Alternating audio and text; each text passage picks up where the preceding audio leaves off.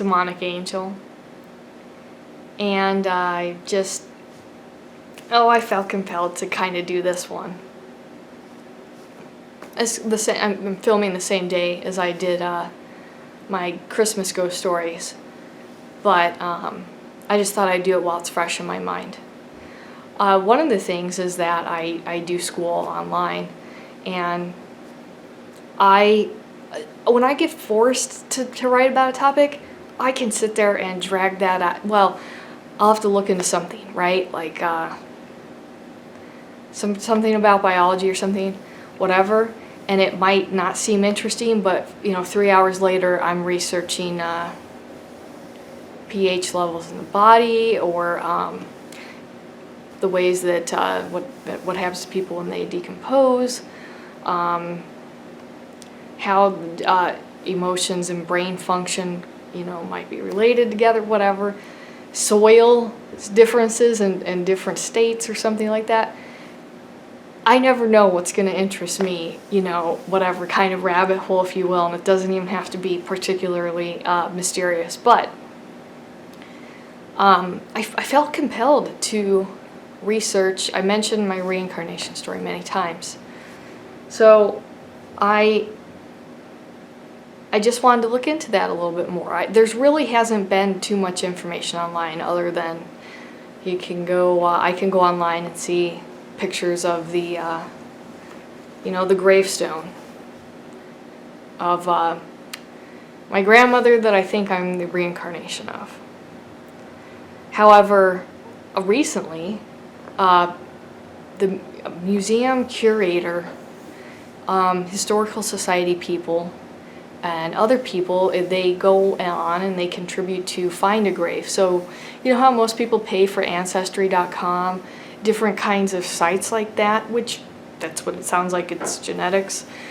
They do post links like how people are related, but I'll pay for that kind of shit later when I really have some extra money like that. I will. But this was just a lot of information. Now, it wasn't actually really that easily available. I just had an itch to scratch. I found a little bit of information, just a little bit, and then it's actually like I was able to get like a great-great-grandfather's name, and then I started, there's 50 states. I started going here in this state and searching this and searching this and kind of going, okay, because if you just type that and you don't provide a state, that's actually, you're probably not going to find anything. So I was on some random state probably like halfway through the alphabet, and I hit it. And they provide the link to the, the relatives in this way and his relation to my great-grandfather, but on my great-grandfather's, little profile, there's not a link to him, but it is. It's just that the contributors of this website, they just haven't gone on and done so yet in that way. But that's who that is. And I was like, I can't believe I found this. So I found the answers recently to why people in the family have been named, certain names. I think everybody's like, your name's William, so I'm going to name my son William. And he was named after my granddaddy, and I think a lot of people, there's a lot of that, But I found the original William, so to speak, that from the early 1800s. And it's crazy. I was able to trace this back, in this case, a few hundred years. And one of the coolest things, though, is that my great-great-great-grandmother, something like that, she gave birth at 65 years old. And that's crazy. Now, she died a few years after that. The baby died. The baby, he was an infant, and he passed away, probably from typhoid fever, some infectious disease. maybe a birth problem, whatever. We would never know. There wouldn't be records of that kind of thing. They typically didn't keep death records like that kind of thing where you get cause of death in the early 1800s. And then, my great-great-grandfather, though, he lived to be 105 years old. So he got remarried and, before he was, 80, and then he lived all those years. That's crazy. It's one thing, most people don't live to be that old now. But, back then, that's pretty unusual. But to have a baby at 65, they probably didn't see that shit coming. And the reason I'm mentioning here on my channel is because my great-great-grandmother was the last great female storyteller in the family. When I think about,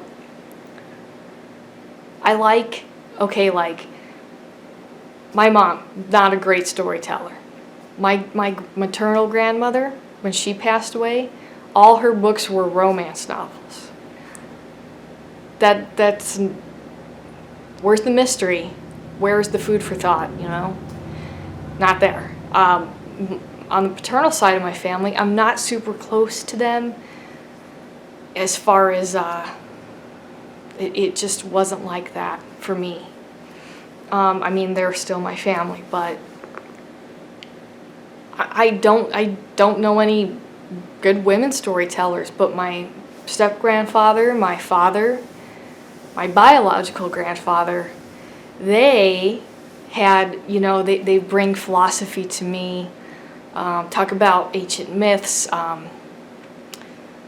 unsolved mysteries. Even, Dad got me watching the original Unsolved Mysteries with Robert Stack. And it would just make me, whatever, they would say things like that. And they all, read extensively. And, about actual history, interesting things, philosophy. And I think that really has been a part of what I've incorporated into myself. But, my great-great-grandmother, she was the last great female storyteller, which is who I think I'm a reincarnation of. So, it's really trippy to feel like I'm investigating my own life, and here's the stories. One of the stories that she told Dad was that, be careful, because women in this family are very fertile, and I just want you to keep that in mind, all right, when you go out dating girls and such. So, it's true. Not only is it true, but great-great-great-grandma had her last baby at the age of 65. So it's not, it's funny, we all have these stories, right? And long before the internet, this is all passed down from generations. This is the oral tradition that I got a little piece of the pie of. And I investigated it, and it's true. So all of those stories, now, she also told Dad lots of stories about UFOs, and she was also part Native American and their beliefs. And honestly, I'm sure she would be, considered a whack job, if you like, conspiracy type of a person, but not oh God, the government's out to get us, although she hid all of her money in her house because she lived through the Great Depression and all these things. So, just a person with their own mind, and she passed down these stories of that. And then she named her children after what turns out to be her great-grandfather. And my father's always wondered, well, where did the name come from? So it's like my father's grandfather. And he actually looks just like him. There's a photo that we have of my great-grandfather, not too long before he passed away, because he was only 40 years old, and so he was probably about 35. And look at a picture of my dad at 35 and him. It's really hard to tell the difference, other than, one's colorized and one's not, kind of photo. You get clues from that time and place idea, but like the cool thing is I've compiled all this information, and my partner, he got some really cool parchment paper, and we're going to print that out. Print out the links of, the information. So actually what I was able to do with the specific information, the more specific I got, the better it got. I got some death records. I got obituaries. Now I'm talking like, these obituaries talk about you die in the house and the funeral's held at the house. And that's another story, which is actually true. Me and my father, we have a pretty rare blood type, but also we bleed a lot. Like when I got my tonsils out, I actually had to be re-hospitalized because it just wouldn't stop bleeding. And so if I get a cut or something, it's not so bad that I have to go get hospitalized or I have to take certain medication on a regular basis, but I bleed. It's really hard to get that to stop. And so, great grandma was talking about, being careful because this can cause, internal, like the ways that she would put it is like internal problems. And I think she called it brain congestion, different types of body problems. But it turns out that one of her sons died because some planks fell on him because he was working on a big, huge project back, around the time of, when the New Deal came about after the American Great Depression, to get the economy restimulated. And so they're building dams, they're building projects to, essentially a lot of it had to do with making roads travel, able for modern cars to travel through, because until then there's cars, but now we really have to get ready for cars to be the main mode of transportation, things like that. And it boosted the economy, and it did what it was supposed to do. So great uncle had a job from this, and so some planks fell on to his leg though, so he thought it was nothing serious, and he didn't have any kind of broken flesh, and he went home and went to bed. And then whatever, he didn't show up for work, so people went looking for him, and they had to take him to the doctor's office, and his blood clotted, and he died. And that can happen more commonly with people who have it can be different things. It's not just your blood type, but it's also just genetic. Like some people, their blood clots really easy, like in that way, if you bleed, and that's kind of, and it can be a good or bad thing. But even just normal people, if you get hit on the head, that's why you're not supposed to go to sleep, in case you have a concussion, you get it checked out, because you really don't know what kind of internal injuries have happened and things like that. At that time, she wouldn't have understood that it was like a blood type of situation. It just probably to her in that kind of time was that we're family, and that families with genetics and that people have certain traits, look similar, different things like that. It's really, really fascinating. So, as strange as things are, and in like fiction, which I really don't care about fiction too much, but real life is really stranger. So I am investigating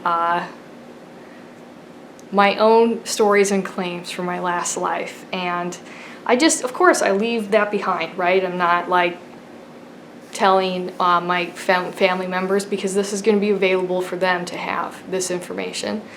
This is just history for them, right? I'm not going to tell them what I think, really.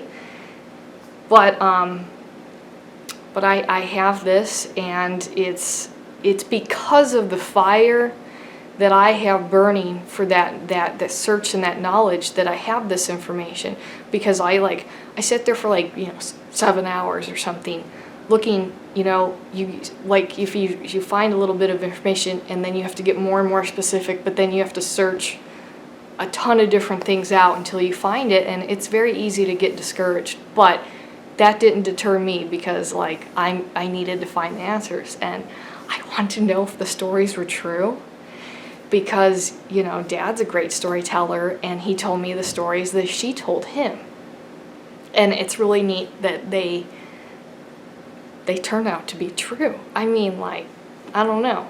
I think that's really, really very fascinating, and I will talk to you guys after Christmas.